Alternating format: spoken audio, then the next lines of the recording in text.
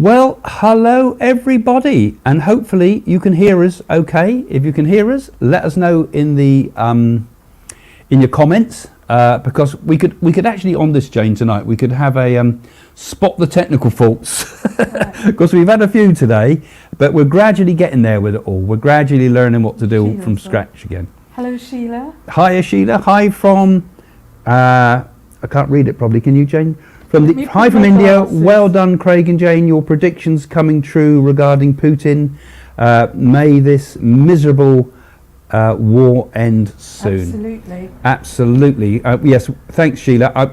I just put a video up about Putin, actually, so you can see that if you look in the other videos on this channel. And Jane's done some predictions today as well. Michelle saying, good evening, Craig and Jane. Definitely. Have my cup of tea and waiting for your smiling faces. And you do the same when you I get look home, forward Craig. to it. Yeah. Wave my smiling face. You're lucky to get any smiling faces today. I tell you, we've had some real struggles again getting everything working, a bit of new kit and things like that, but we're in business and the colours look good, don't they? Janet says, hi Craig and Jane, love watching you both, best wishes, and to you, Janet. And I have put some royal predictions up on YouTube, so we're just running them through to come Yeah, up. yours is about to go live, probably go live after this programme, Yeah. actually, Jane. And have your questions. We haven't got a set theme tonight of what we're going to talk about, but we just like people to guide us. We've done our predictions, so I'm not really into doing hundreds of predictions. I like to keep it kind of spiritual in this programme and talk about all things spiritual and psychic and paranormal and so. Experiences for a while. That's always an interesting topic. Especially when people go down to the operating theatre and they actually come out their body and they're looking on the ceiling, looking down on the physical body. Yeah, and I love people's personal experiences too. I always think that's an interesting starting point, because we were talking on the way out here that. Oh right, Tammy says, is that Simon guy really King Charles and Camilla? Well, what do you folks think? What do you guys really think? There's such a likeness, isn't there, Craig, of both of them? Well, that fellow that's from Australia, you're talking about no, it. don't believe everything. He's put a load of photographs up actually, and he's got people at exactly the same angle. So he take the Queen at one angle and then take someone else at the similar angle and things like that. So it makes it look kind of like they look like each other. But I think if you put, well, Craig, there was a certain resemblance. If I put an angle on you, I'd say you look like Gandhi. Thank you. I won't make a retort to that because I get in terrible trouble. Right, okay. What, got any other ones? That's the Simon business. But the royal stuff's been so much, it's wall to wall here in the UK. I don't know what it's like abroad. I know they're getting a lot of transmissions of it in Australia and around Canada and everything. I don't know what it's like in America there. But it's endless. We've got it right the way through with the funeral and then the coronation to come. Right, I don't think we're going to answer Putin, are we? We're going to what will Putin see when he dies? Will he see demons? Well, actually, that's all right. It's not general. It's not a prediction. It's kind of like evil people. Well, I mean, some people would say Putin's a great thing. I mean, a lot of Russians love him. I mean, not to say he's necessarily evil, but I think he's doing some pretty bad things in the world at the moment. And when you go to the spirit world, you see, I think there's a lot of misconceptions about this idea of hell.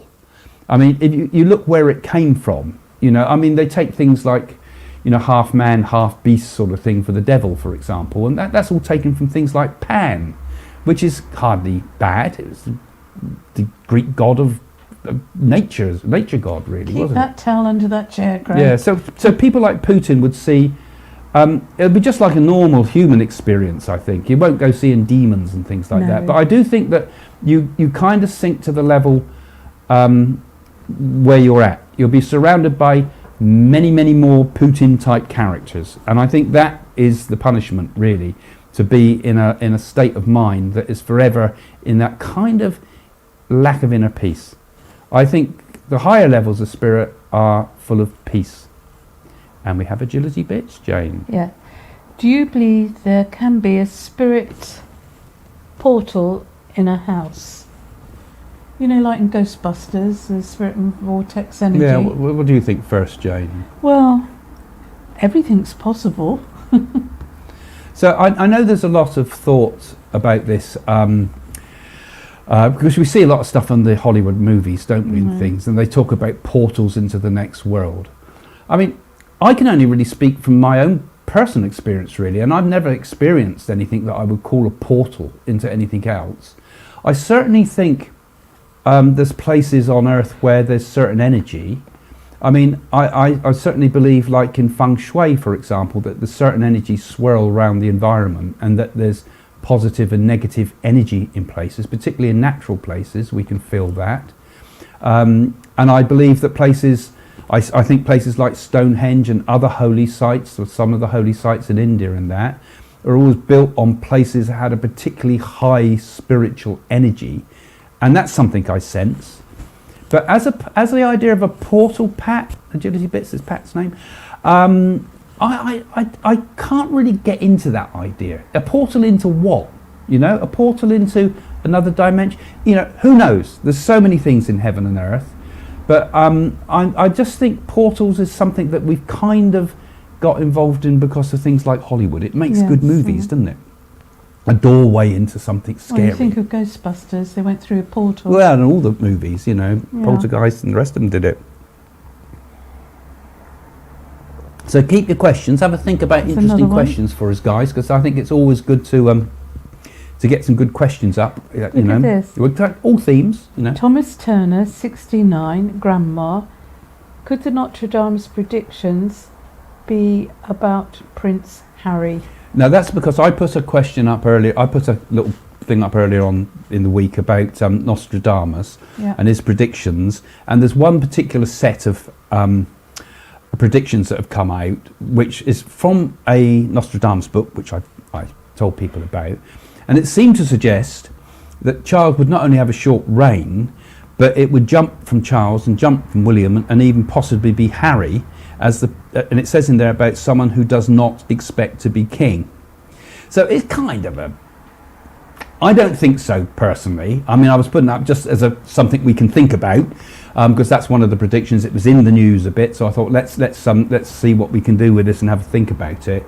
But I think that they were talking about was the Wallace Simpson and people. I think that is where that Nostradamus prediction was really talking about, and most of the comments, most of you guys that were coming on were saying that, and I thought too, I think it probably is.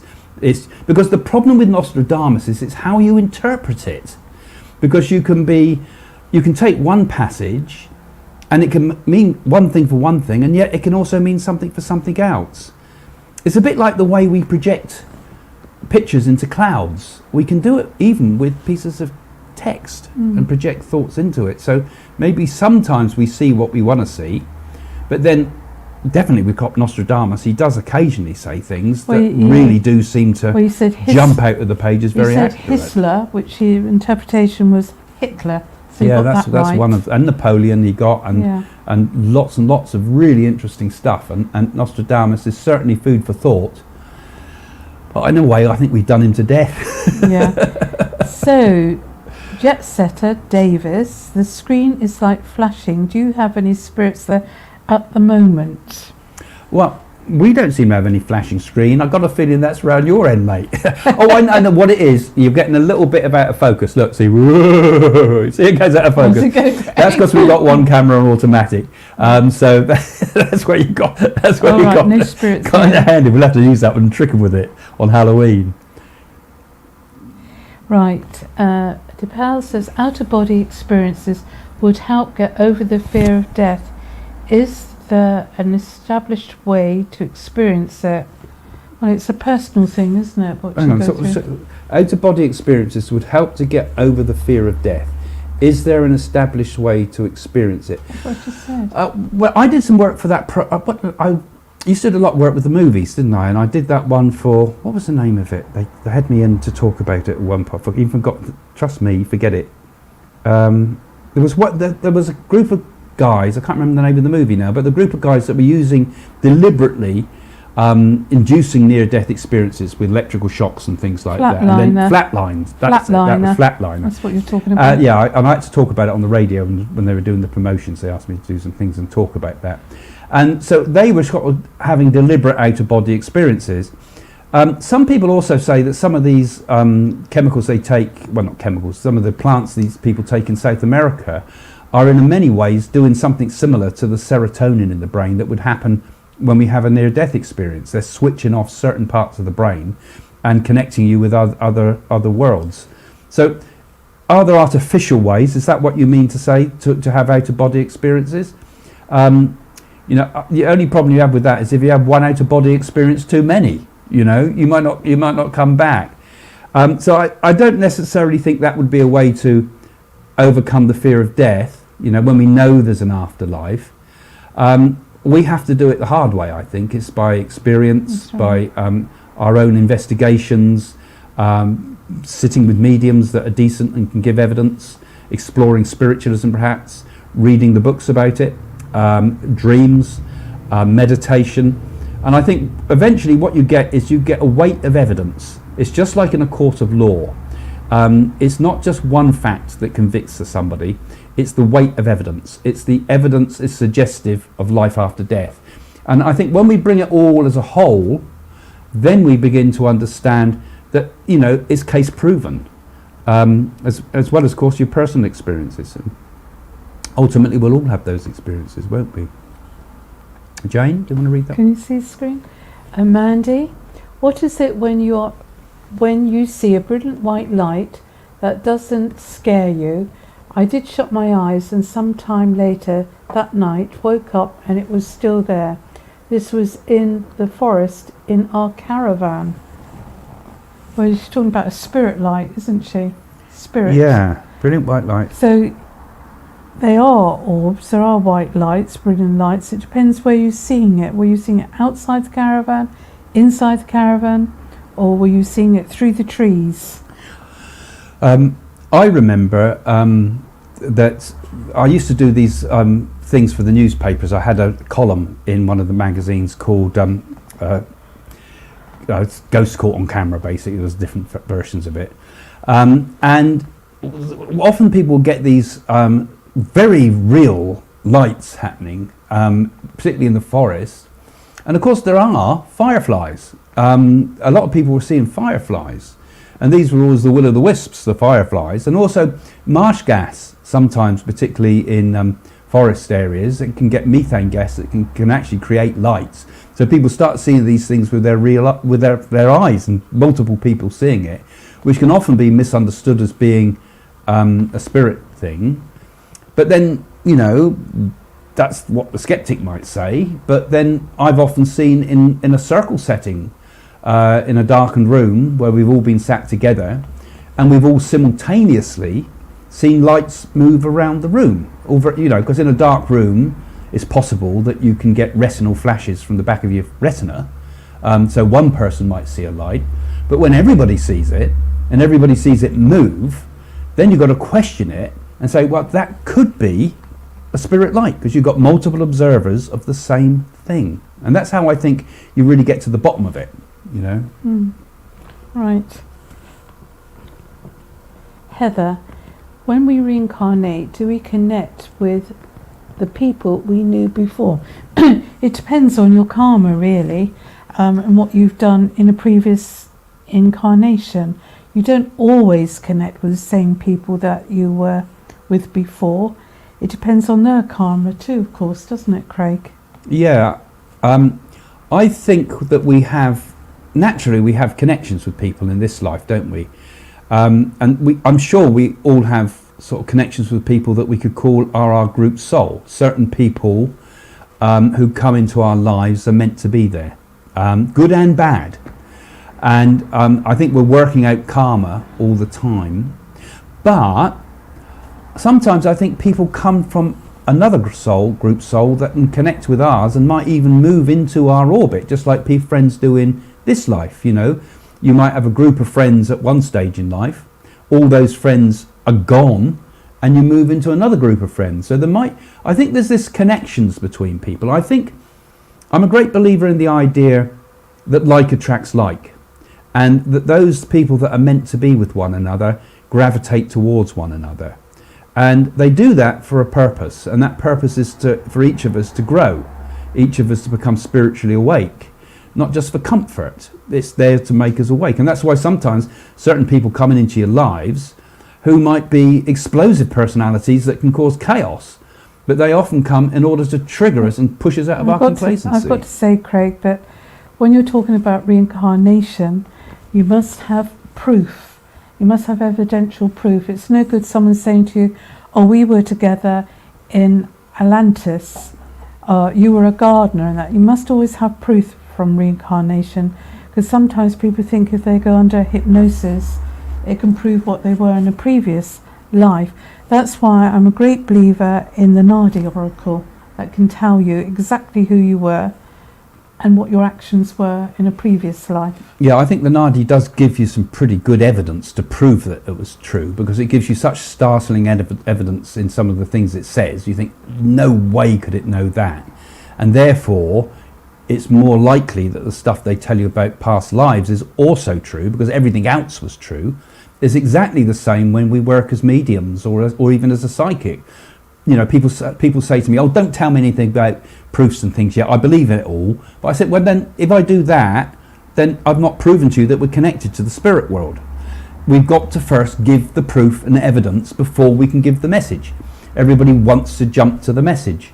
And it's exactly the same with reincarnation, really. We've got to get some proof of it. But of course, how do we prove some things if we've had a dream endlessly about maybe Egypt or something, or some previous life? Some of it we have to take on our own intuitive experience of it. But best of the lot is when we get proof of reincarnation, just as the same way we get proof of life after death, through an accumulation of what we would call evidence. Right. Jules, would the Queen or a deceased person know who's going on now, or is there an in-between place to rest? Well, when your spirit leaves your body and you go into what I call a spirit hospital, but not like a earth hospital here, you have a resting period, and it might take quite a long time for somebody to come back and communicate with you, because you think the universe is vast, and you feel that all these thousands of people that have lived on the earth and pass over, what it's like to get a connection. So you're very blessed if you get a connection. Now, what I find really quite intriguing is when the Queen died, I believe it was around 3ish, there was a form of a cloud, looked like the Queen with her hat on, and then there was a rainbow over all the castles. So to me, that was very much as if, you know, like I've gone over the rainbow, what they call the rainbow bridge with animals, and it was like I've arrived. I've arrived. Yeah, I think you do get a lot of interesting things happen at the moment a person dies. Yes. Special things happen, such as says. cloud formations, such as strange synchronicities and coincidences. We talked about this last week, didn't we, a bit? And I think the spirit person has a certain amount of energy at the time of passing, when they can make, for a short period of time, a communication, because their energy is still linked to the earth. And then I think when we go into the spirit world, we then do have a reflection period, and I suppose you could call it a healing period, in which we gradually acclimatise ourselves to the next form of existence, are given guidance of what's happened in our life, and help to resolve all the things that have happened in life. Right. Then we've got the lovely Sheila. Sheila, you do have lovely, lovely questions. What do you think of the Bible code? Do you think predictions can be made from the code in the Torah? That's the Jewish one. Do you know about the Bible code, Jane? Well, the Bible code was a book, basically, about, they talked about the idea that in the Bible there was all sorts of secret messages that were hidden in it. And I read some of it. I haven't read the whole book, but I read it some while ago, and I thought it seemed to be pretty intriguing. The Torah particularly has lots of hidden numerology in it.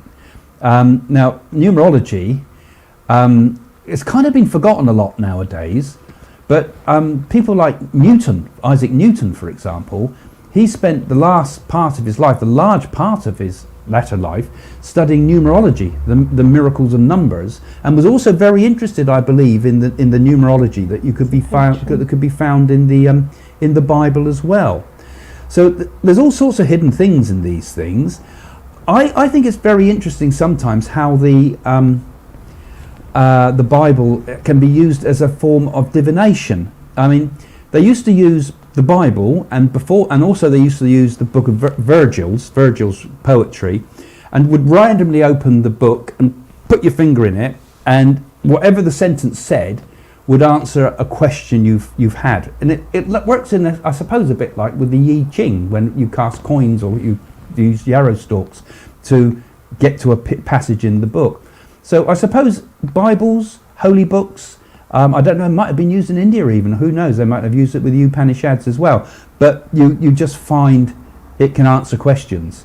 So maybe with the Bible, they were hiding all sorts of things in this as well. I think we've got a donation there we ought to bring up in yellow, Craig. Yeah. Can you read it? Okay, let's do this one first.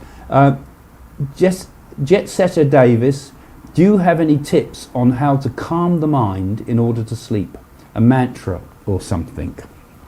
Well, I would think a mantra that I feel works for me is Om Sharavana Baba, Om Sharavana Baba, Om Sharavana Baba.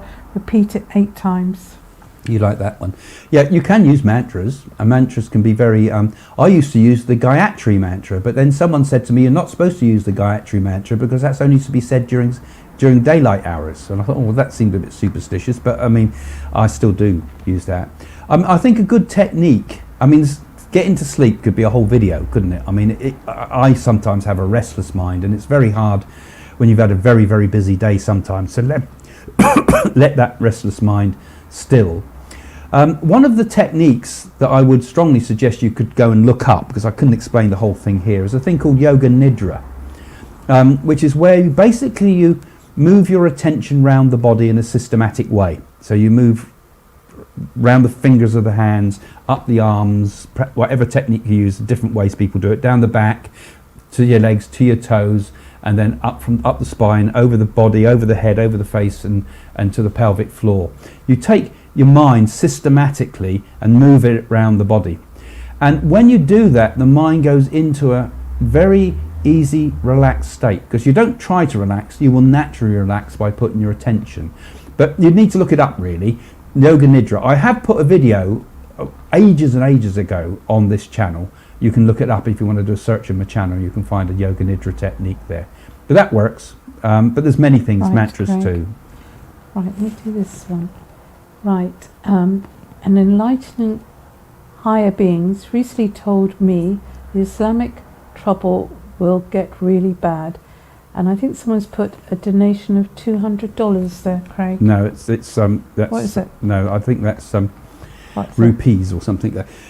So yeah, I don't know. I don't know about what's good. I haven't seen anything like that. Obviously, there's always going to be occasional problems with terrorism. Fortunately, we've seen it kind of move to the background a lot recently, and it's often when you relax, that's when it all starts again. But I haven't actually felt or seen anything recently. But if we do get alerts for that type of thing, we'll obviously mention those type of things in our other videos. Particularly, I put them in the Coffee with Craig ones. That's where I'm tending to do my predictions nowadays. You should bring your glass. Oh, Danielle, have we been with our family in past lives like our children? Have we been connected before? Do you want to answer that? Because I do know Danielle. So you okay. answer it. Well, yes. This is what I was talking about earlier on. It's very similar sort of question to some of the others we had, Danielle. I think we have a group soul. I can't prove we've had a group soul. I think though we do. I think I think most people would feel that some of the people you connect with in life, you have a special bond with. And it seems like when children come into the world, for example, we think they're moulded by the world and things like that, but they have a ready-made personality, don't they? You can almost see that personality when they're a little baby, and it gradually sort of flowers through their life. So they come here as a ready-made soul. They've already got qualities of personality and things. Well, I don't think it has anything to do with genetics, because I think our spirit carries all the memories of previous lives. So I certainly do think that children particularly have had some super important significance from our previous lives. whether we've been mothers to them before and fathers to them before, or whether they've been our mother before and things like that. Perhaps we take turns. I think that they obviously people with very strong bonds. And if you look in some of the fantastic books, Stevenson's books about proof of reincarnation, there's some really fascinating stories where children have been born who remember their previous parents and insist that they're taken to those previous parents, and will to the shock of their parents, remember everything about their previous family, the names and what they did, and little things that are unexplainable because nobody knew those things, you know. So there's lots of proof that that our group souls are there, and that perhaps we still remember things from our past life, and that child might have even reincarnated to be back with their original family. Who knows? Alexandra, what is your thoughts on the Tibetan Book of the Dead? It says, go to the clear light, not the warm heavenly light, to achieve liberation, Craig. You've read that book, haven't you? Okay. I haven't read the Tibetan Book of the Dead in great detail. And there's this Egyptian Book of the Dead as well. I'm a little bit concerned with the Tibetan Book of the Dead from what I read of it. It doesn't correspond entirely with my understanding of the spirit world. Part of the idea with the Tibetan Book of the Dead is to remain conscious after death, and to deliberately guide your reincarnations. The Tibetans believe that you reincarnate immediately. There's no intermediary realm, as far as I'm aware. Certainly within other Eastern systems, I think Hinduism often believes in the lokas, that there are other planes of existence, that we don't necessarily always immediately take earthly birth, that there's other realms. My understanding is that, you know, we have our life here, we have our life in the spirit, and we come back again to work things out again after a period of time. Although time in the spirit world is a difficult thing, and this will be tied in with other ideas like the multiverse. We might even be living simultaneously lives two at once, even, is a possibility. I can't really answer the questions on the Tibetan Book of the Dead, because what I read on it, I thought one of the most interesting things was this idea of bardos, that there's certain turning points. And these idea of bardos, which in the Tibetan Book of the Dead is seen as sort of like steps or layers that you go through, as far as I understand it, also happen in life, that there's certain turning point things called a bardo, that certain energies will come into your life at a certain time to sort of whack you into another realm, into another state, even in this life. And those are opportunities for enlightenment. So the basic idea of the Tibetan Book of the Dead is to find a suitable womb, isn't it, really? And this is what the Dalai Lama does by deciding where he's going to be born next. So some pretty interesting stuff there. A lot of that stuff in Tibetan stuff doesn't just come from Buddhism, though. It comes from Bon, which was the original endemic religion of Tibet. Right. Nana says, is the veil between the two worlds really thinner on Halloween night? Because it's a pagan thing, isn't it, Halloween? With church and everything. Yeah. Well, I feel that a lot of people do try to connect on Halloween night, and and some people do have visitations, not necessarily bad, but you see the Church of England seem to condemn it, seem to think it's really evil and doing all these things, and children, it's an American thing, have great fun going around and celebrating, and then you get the other people, you shouldn't be doing this. I think what you're asking is the two words connecting. I feel they do connect. It's not necessarily bad, is it?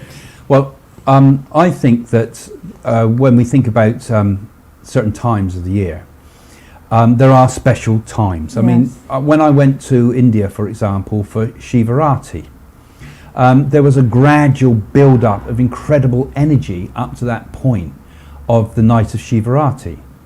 And particularly in India, where everybody is getting involved in the energy and they're building the energy, it was an incredible feeling, and I really did feel that we were at a special time when there was a greater connection with the idea of Shiva. And I think the same thing here can also be applied to All Souls Night, which was where Halloween came from. The idea that certain times there are certain times when is easier to connect with the spirit world, but it don't mean, you know, of course it's been turned into a silly, ridiculous event now with kids having fun, which is fine. I mean, it's turned into that. But I think on a more serious level, and probably earlier years in pagan times more, that would have been a time, a sacred time, an important time, when we would have perhaps, you know, thought about connecting with the next world. And maybe, you know, places like Stonehenge and that some have said were designed in order to help us communicate with the dead. Maybe that's when many of the rituals and things would have happened, not just at the solstices, but at these special times. Right, Craig. Ian, this is Ian Craig. Hi, Craig and Jane. Can the scientific method be applied to prove the spirit world and reincarnation? It's funny enough, we were talking all about this on the way. Synchronicity. Yeah. I think it's very hard to apply the scientific method to it because we're talking about human experience. And science requires us to have repeatable experiences, doesn't it? It needs us to be able to repeat it. I think the better way that we prove it is the same way we might prove it in a court of law, which works differently to the way scientific evidence works. Scientific evidence will require a repeatable experiment that you can do it time and time again.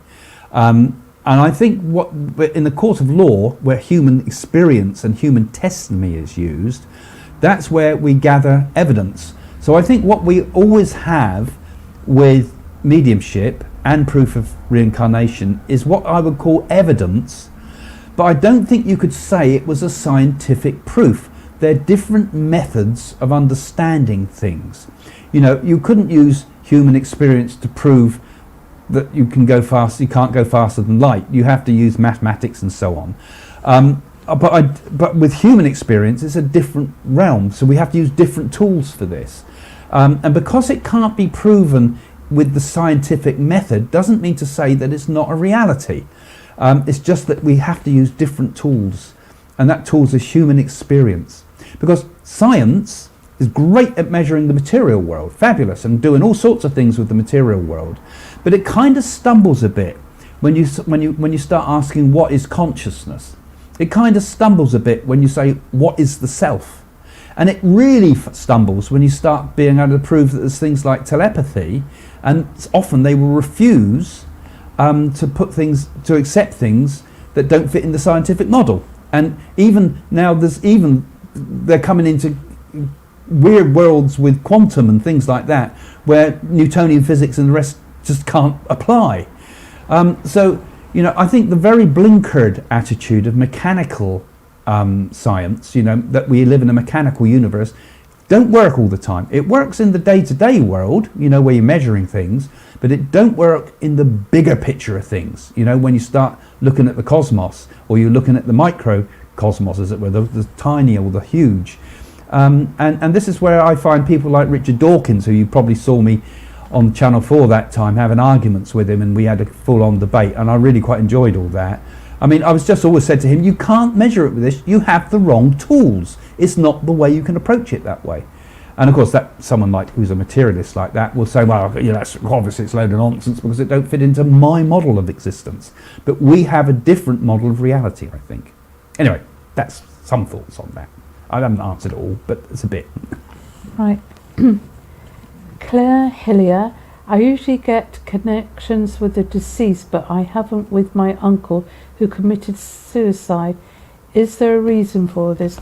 Probably it's not his time to come through, because, you know, you can't click your fingers and make any particular spirit person come through or relative. It has to be when they're ready to come through. And I'm a great believer they make the appointments when they want the return journey. What do you think, Craig? Well, I think Claire might be worrying about whether because he's committed suicide, there's a reason he can't come through. Because I think it was dreadful the way the early church and Catholicism particularly used to say that if a person committed suicide, they were straight to hell. Horrible thing to say to people. And I've known from the many, many mediumistic messages I've given both to individuals and also when demonstrating in a theatre or in a spiritualist church, where everybody's where you're under great scrutiny, that there's been many very evidential messages to prove that somebody's survived death but who's taken their life. It comes through many times. We have people that have taken pills, people that have hung themselves, and on some very weird deaths sometimes are being described. And absolutely, and the message is always is that I'm okay. They don't go into some hell or something. So I just want to say that for you, Claire, just in case that was what was worrying you and you were thinking that's why he can't come through. He's just not managed to get through yet. The conditions have got to be right. If you get any message from the spirit world and it's really got proper evidential proof, I mean, that's an incredible thing. We can't expect it just dished out like that. Sometimes it takes a long time to search. I know people in spiritualism that have been going all their lives and they've always wanted a particular message from someone and they've never got it, and then suddenly it comes, and someone, I've given messages that they've been seeking for all their life for, and other mediums do sometimes as well, of course, and they finally get the proof, and they have to put the effort in to get there. And I think it's part of the learning process, so that we can learn that there really is a life after death. It's not something it can be. Expect everything easy nowadays. You have to go on the quest. You have to work at it and get the proof, so you know for absolutely certain that life goes on. Right. You should put your glasses, Craig. I can read them, but I have to squint. Hello, beautiful people. Thank you. Love and light from Canada. I heard we should leave the past over alone after a short period of mourning and not call upon them in our grief, as they are on their own journey and we tie them to this world. When we do that, yes, mourn them, but once that is over, let them go with love. Well, I suppose that depends, doesn't it? I mean, if you're deeply in love with somebody, or somebody has lost a child, it's very hard to let them go, isn't it? Because and I'm a great believer you should have photos of loved ones around. I mean, everybody's on a different journey. It's very, very hard to say people that you love, let them go, or moving on. And it's like we're being tested sometimes if we lose people that we love. But it depends on the person, doesn't it? Because a lot of people still have attachment to their loved ones. Some people, they wouldn't have remembered, say, their grandmothers. They might have been a baby or a young child, and then that's easy to let go, isn't it, and have non-attachment. But not so easy when you love somebody. They've been part of your life for a long time, be it a mother, be it a father, be it a child, or someone very close. It's very hard to let go. But I'm a great believer that love's the highest thing that we have here, and love continues on even in the afterlife. Yeah, I think part of what you're trying to say in that question is that we should give them a chance to rest in peace. Rest in peace, actually. Yeah. But I mean, it's not really. We as mediums can't call up any spirit. We can't summon a spirit. We have to let the spirit come through to us.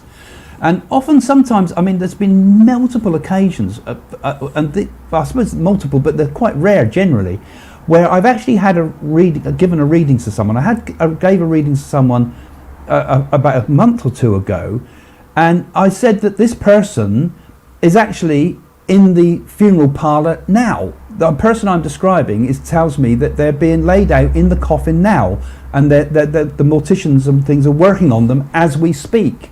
And she confirmed that was true. And I remember doing another one similarly at a spiritualist church, and that was the first time it happened when I got a message like that. And I said that he said, I'm laid on a marble slab now. And the person said, yes, we've just come from the funeral directors and they've just put him on a marble slab. And I said, he's telling me that he's being shaved. And he said, yes, they said they were going to shave him before we left. So I thought that was pretty remarkable proof, really, because how many people know in an audience would actually have just come from a funeral parlour and know that their dead loved one is being laid out and shaved? And he was joking about it too, saying about, that's just my dead body. Here I am, I don't need a shave. And there was all sorts of humour coming through. So I think for most of I think the spirit world have a certain exaltation and burst of energy, like I was saying earlier, when they first go into the spirit, and can sometimes give a very powerful message at that time. But then, like I say, I think then they do have a period also where they need to relax and settle in, as it were. And I think some people go into a sleep sometimes when they go into the spirit world. You know, they might not be ready to wake up yet. They might not even be ready to accept that there's an afterlife. You know, a person that's spent their whole life in denial about the afterlife, a James Randi, for example, or a Richard Dawkins, when they get over there, they're going to say, this is nonsense, it don't exist, I'm nearly dead, I'm going into the darkness. And they might have convinced themselves that there's no such thing as life after death, and it would be hard for them to actually wake up over there. So I think you get things like that. You get all sorts of people in this world, and everybody's going to have a very different reaction to the spirit world. But the one thing is, everybody goes there. There's not a place for the good and a place for the bad. Everybody goes there, just like everybody goes in this life. And everybody has the opportunity to progress and account for the bad things they've done and become good people.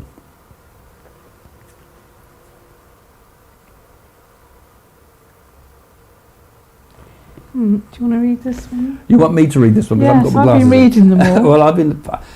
Miriam says, when my daughter was a baby and asleep in her cot, I saw 3 lights in our bedroom. They were like angels because of the feeling of love. When we realised I could see them, they became animated. Yeah, amazing. You know, that's your personal experience. I love people to share their personal experiences like this. I mean, like I said, I've seen lights like this in circles, and Jade and I have seen incredible lights in our bedroom, you know, and astonishingly bright lights. And these weren't things like car lights going by outside or something. We saw sort of a ball of light. I've talked about this before on this channel, but we saw a ball of light hovering in the middle of the room, shimmering. And it was like, and it's sort of like, I had hair then, it sort of made everything electric and your hair all alive and everything like that. And it was not lightning outside or anything like that. It was just in our room, this brilliant ball of light. And that occurred, and I felt that was actually a protective spirit that had come to us, because we had to, the next evening, to go, and we were going to help with a haunted house. But here we were in a haunted boat, rather. It was the boat, wasn't it? But that was an amazing, incredible experience. And I think when you see something like that, it changes everything, really, because you've seen it with your own eyes. And I think, like your experience there, you know, you've seen it with your own eyes, and the more you look at it, the more it animates. And I know there's lots of optical effects that people can mistake for spirits. You know, I mean, for example, if your eyes can sometimes, in low light for some people, and with damaged retinas and different retinal things, you can get flashing lights. I remember once I was very, very low on iron to a dangerous level, and I was getting flashing lights in the room, little tiny spots of light. So you can get optical effects. But this, what I talked about there, was something that was incredible, that Jane and I saw simultaneously. In fact, I leapt out of bed and ran after it, didn't I?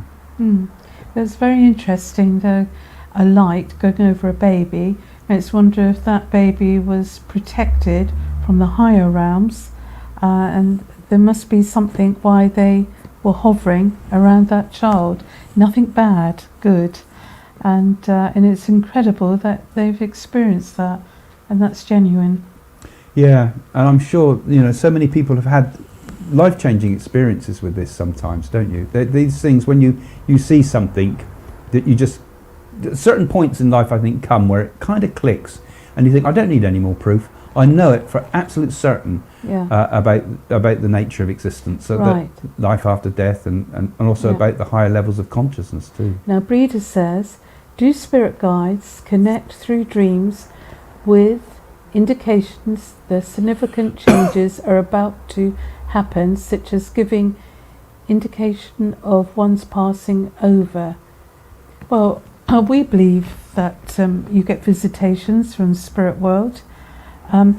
Nobody can really, somebody might give you a warning to prepare to go and see that person, perhaps for the last time, but you know, I always believe that's in God's hands, really, when somebody has to pass. But yes, they do connect with you in your consciousness through dreams, And it's very important, I feel, that we take note of that. You know, nobody can really say what time someone's going to pass or the hour or anything like that.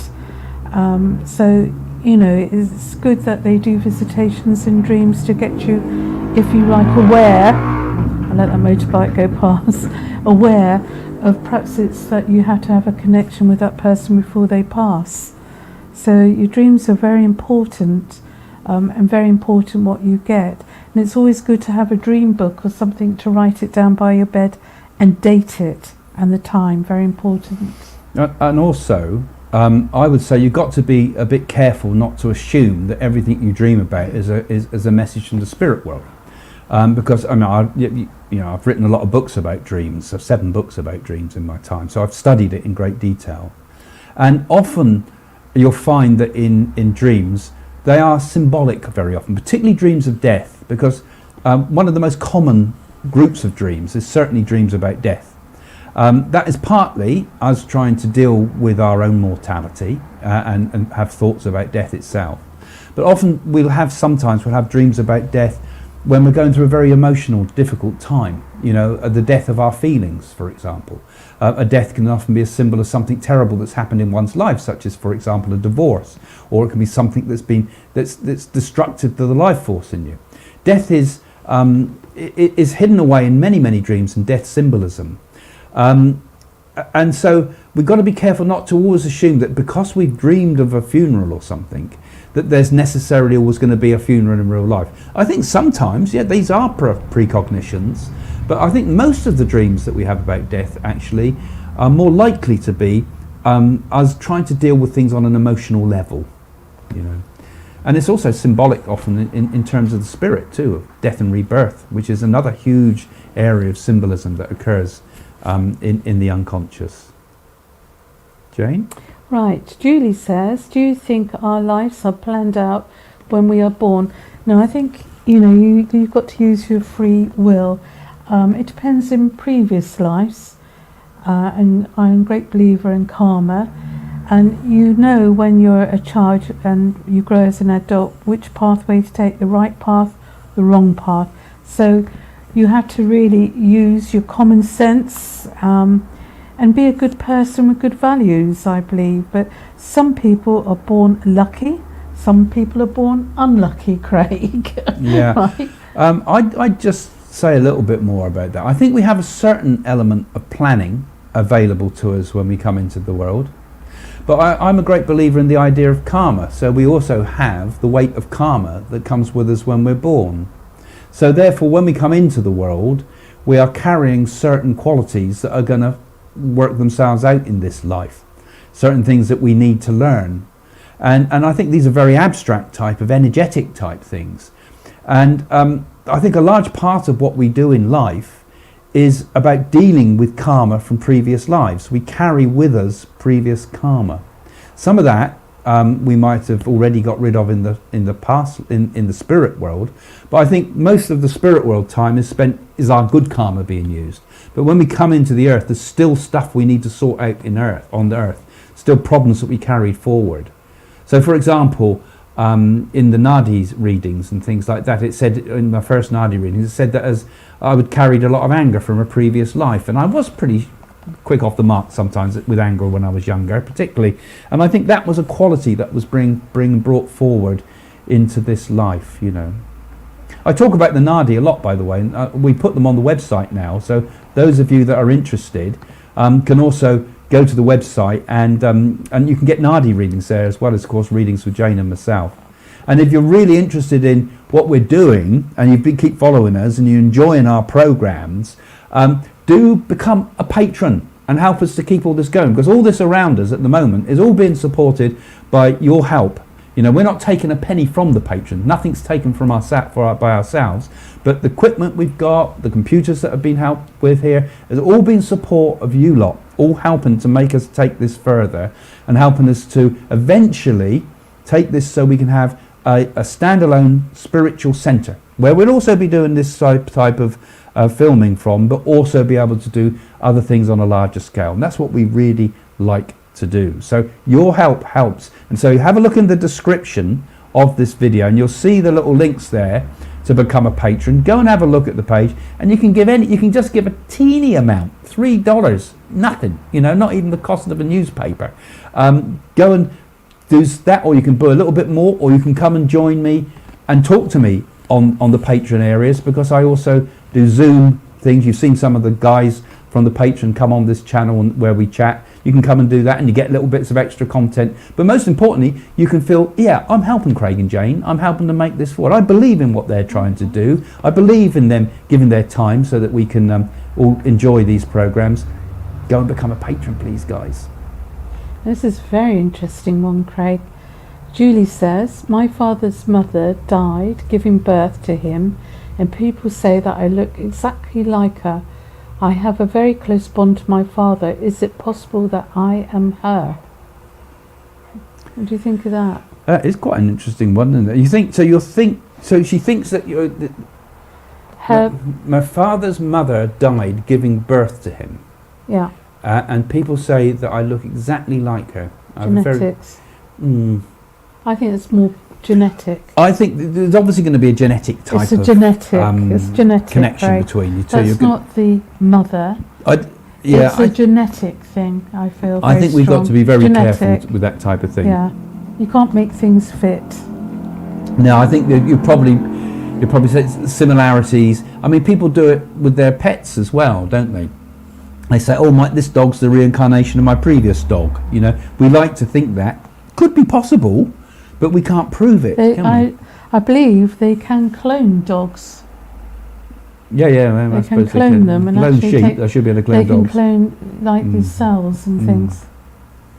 Yeah, that was that great sci-fi movie with Arnold Schwarzenegger, where they start off by cloning the dogs, don't they? And then it goes on further and further, and so they start cloning humans. Very wealthy people. They're not allowed to do it yet. But they they're do. Not allowed. Right, we had next one. Nana, can a spirit or angels physically save you from an accidental death?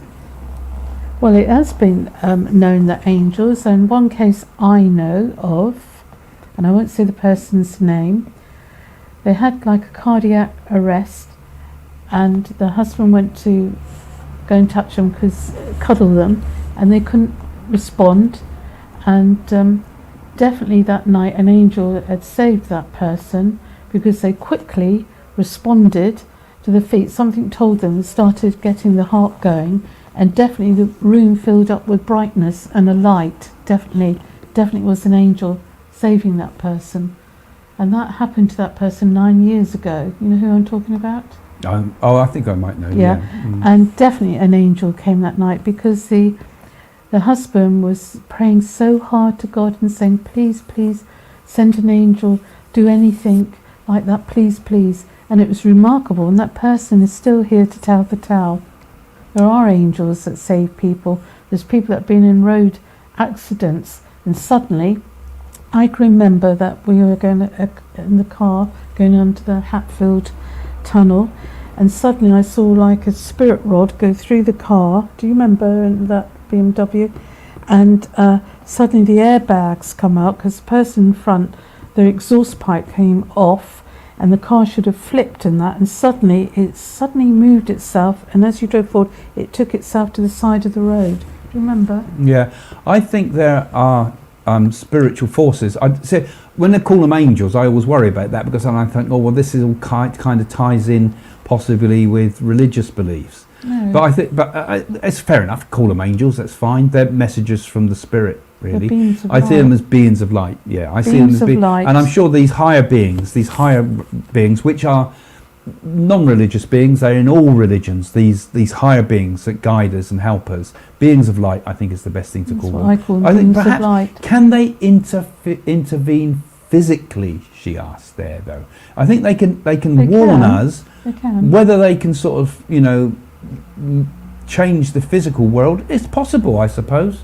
Because if you think of everything as being all one, all consciousness, all the Godhead, as it were, then why can't it also be malleable? But, we can only guess about these questions. We can only surmise. I don't think we could say yes, that's this or that with that, because we can't prove it. But again, when it comes to human experiences, people often say, like the angel of Mons, for example, and things like that in the First World War, that, you know, an angel has been there and has saved us. You know, I mean, so maybe. I don't know. We're getting quite close. We are close to the end now, actually, and I think we'll take one last question, which can be, then we'll conclude on that one, I think. Right, Alex again. When I was at my dad's funeral, I heard him laughing at everyone crying. He was trying to tell me that he was feeling wonderful and free. That's lovely, Alex, isn't it? Isn't that lovely? You actually experience that psychic phenomena of experience that lovely energy of your father and laughing, and that's not sadness. That's like he's saying he's just stepping into the next room and laughing at others crying. Yeah, I'm sure that that is, you know, the relief when you go into the spirit world must be one of sometimes of laughter, because it quite often happens after a period of fear, doesn't it? If we've been through a fearful experience and we come out the other end and we kind of laugh, and I can imagine that must be the same experience of relief. After you've been through all those terrible things in hospitals and things, and the release that comes, and you know, that those that could never walk through life can suddenly pretty much fly, and so it must be a fabulous and wonderful experience, the act of dying, you know, and laughter, I'm sure, is one of the things. And also, you know, when we do our work as mediums and things like that, it's always a cheerful note. You know, mediumship is a very cheerful thing, ultimately. Here we are, spending our life dedicated to proving life after death. You'd think we'd become quite gloomy sort of people. But actually, spiritualists too, it's always a cheerful atmosphere. And I think that cheerfulness and that laughter that you've described there is something that we can perhaps learn a lesson from. That, you know, at the end of the day, you know, it's all good. Yeah. So we'll just say a few goodbyes to people now, because we're going to be saying goodbye, guys, and thank you for joining us again. And like I say, if you've enjoyed this channel, do please become a patron. And also, if you want to read more about all the work that Jane and I have done through our lives, go and have a look at my books on the website at psychics.co.uk, all again in the description below. Have a read of our books. You can read all about what Jane and I and our experiences with Doris Stokes is in there. You can read books about how to develop your psychic abilities. There's lots of books I've written there about the afterlife and about dreams and interpretations of dreams. You know, that helps support us in our work as well. So we'll just say a few goodbyes. Yeah. Breeder says, thank you, Craig and Jane. Thank you, Breeder, as well. Thank you. And Flaming Rose, thank you both and have a nice weekend. You too. And Joanne Smith, by Craig and Jane, thank you for another great show. Thank you all for watching. The one who seeks finds. Lots of love to you both. Thank you. You certainly found us tonight. Yeah, thanks everyone for joining us. It's been great fun with you joining us and being so supportive of our channel. That alone has been really good to see you here tonight. So we're going to be saying our goodbyes now, and maybe jump to the main camera for a few moments when it goes out of focus. Yeah. Anyway, it's going to go out. Yeah. Bye and love from the heart. Stay safe and remember each day is a blessing. Yeah. Thanks. See you soon. Bye for now.